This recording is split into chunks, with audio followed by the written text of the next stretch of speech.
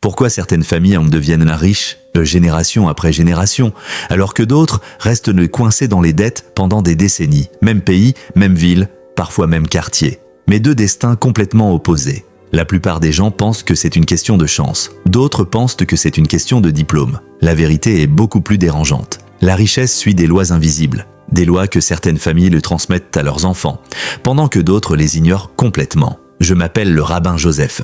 Depuis plus de 30 ans, j'étudie les textes anciens, la Torah, le Talmud et la Kabbale. Et pendant toutes ces années, j'ai observé une chose troublante. Les personnes qui restent pauvres travaillent souvent plus dur que celles qui deviennent riches. Elles se lèvent tôt, elles font des heures supplémentaires, elles se fatiguent. Et pourtant, l'argent semble toujours leur échapper, comme si leur vie était un seau percé. Peu importe combien elles versent dedans, il finit toujours vide. Un soir, après une conférence, un homme est venu me voir. Il s'appelait David, chauffeur de taxi, 3 enfants, 40 ans, il m'a dit « Rabbin, je travaille 16 heures par jour et je n'avance pas. » Ses yeux étaient ceux d'un homme épuisé, pas seulement fatigué physiquement, fatigué d'espérer. Je lui ai posé une seule question, une seule, et il est resté silencieux pendant plusieurs secondes, parce qu'il venait de comprendre quelque chose. Ce n'était pas son travail qui était le problème, ce n'était pas son courage, ce n'était pas sa motivation. C'était le fait qu'il ignorait 3 lois invisibles, 3 lois qui gouvernent la relation entre l'homme et l'argent. 6 mois plus tard, David ne conduisait plus un taxi. Il dirigeait une petite entreprise de transport.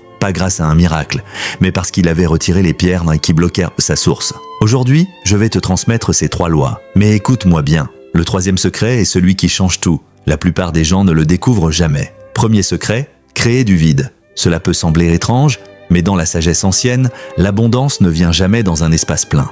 Elle vient dans un espace disponible. Regarde la nature. Un verre plein ne peut pas recevoir d'eau. Une maison remplie ne peut pas accueillir quelque chose de nouveau. Et pourtant, regarde la vie de la plupart des gens. Leur maison est remplie d'objets inutiles. Leur téléphone est rempli de contacts qu'ils n'appellent jamais. Leur esprit est rempli d'inquiétudes. Leur agenda est rempli de distractions.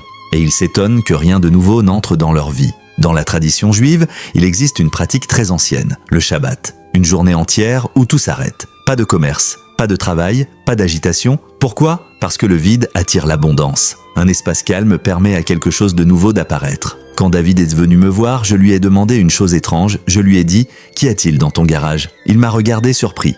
Il y avait une vieille voiture accidentée. La voiture de son père décédé. Elle occupait son garage depuis 7 ans. Il n'arrivait pas à s'en séparer. Cette voiture occupait un espace physique, mais aussi un espace mental. Le jour où il l'a fait enlever, 1 mois plus tard, il rencontrait la personne qui allait devenir son associé. Coïncidence ? Dans la sagesse ancienne, les coïncidences n'existent pas. 2e secret, la puissance des mots. Chaque jour, des millions de personnes sabotent leur richesse avec leur propre bouche. Écoute ce que les gens disent autour de toi. L'argent est difficile à gagner.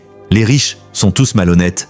Je suis toujours fauché. Ces phrases semblent anodines. Mais chaque mot est une instruction envoyée à ton cerveau. Et ton cerveau fera toujours tout pour prouver que tu as raison. Dans la Torah, Dieu ne construit pas le monde avec des outils. Il parle. Que la lumière soit. Et la lumière apparaît. Pourquoi ? Parce que la parole crée. Et l'être humain possède la même capacité. Chaque mot que tu répètes devient une croyance. Chaque croyance devient une décision. Et chaque décision crée ta réalité. Je connaissais une femme appelée Myriam. Toute son enfance, sa mère répétait « Dans notre famille, on n'est pas fait pour être riche ». Myriam a répété cette phrase pendant 30 ans, sans s'en rendre compte. Le jour où elle a décidé de supprimer cette phrase de sa vie, ses décisions ont changé. Et sa vie aussi. 3e secret, le plus important, la richesse récompense le mouvement, pas l'attente. La plupart des gens attendent le moment parfait, le bon financement, la bonne confiance. Mais ce moment n'arrive jamais. Dans l'histoire de la mer Rouge, le peuple d'Israël est coincé.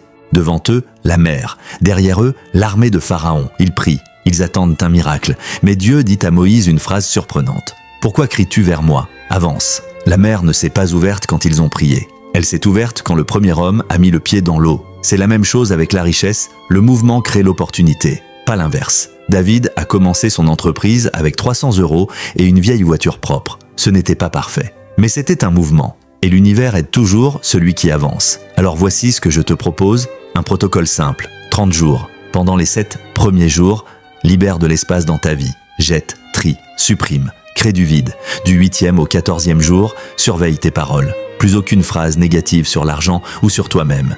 Du 15e au 30e jour, fais une action chaque jour pour ton avenir financier. Petite ou grande, mais une action. Parce que le mouvement appelle le mouvement. Et l'abondance suit toujours celui qui marche. Si tu appliques ces 3 lois, ta vie commencera à changer. Peut-être pas en un jour, mais de façon irréversible.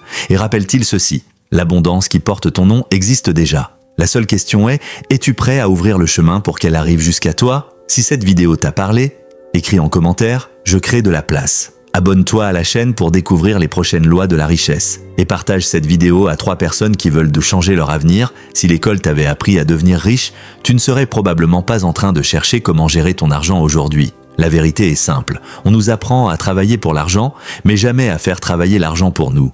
Et c'est exactement ce que Robert Kiyosaki explique dans « Père riche, Père pauvre », un livre qui a changé la manière dont des millions de personnes voient l'argent. Mais la plupart des gens ne le lisent jamais, ou ne savent pas comment appliquer ces principes. C'est pour ça que j'ai préparé 2 ressources puissantes. D'abord, le résumé clair et pratique du livre Père riche, Père pauvre. Tu vas comprendre rapidement pourquoi les riches deviennent plus riches, pourquoi les pauvres travaillent toute leur vie, et comment changer ta manière de penser l'argent. Ensuite, le guide rapide vers la liberté financière. Un guide simple qui te montre comment planifier ton argent, comment commencer à épargner même avec un petit revenu, et comment faire tes premiers pas vers l'investissement. Ces 2 ressources peuvent transformer ta façon de voir l'argent. Si tu veux arrêter de vivre seulement pour payer des factures, regarde le lien en description.